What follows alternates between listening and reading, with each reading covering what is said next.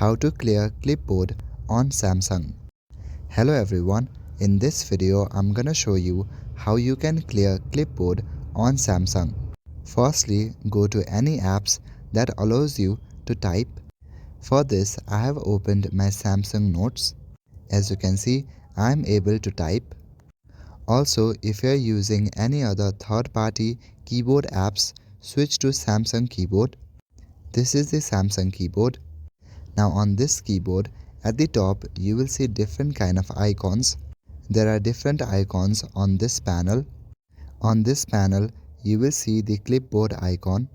If you can see this icon, then tap on the three dot icon.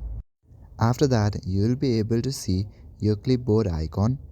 Tap on your clipboard icon and here you will see all the text that you have copied or cut. Tap and hold on each of them to delete them.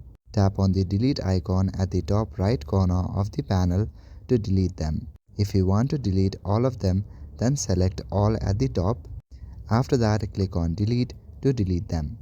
If you want to clear all of them, then you can even try to restart your device. Once you restart your device, then the clipboard will be cleared. So that is it for this video. I will see you in the next one. Thank you.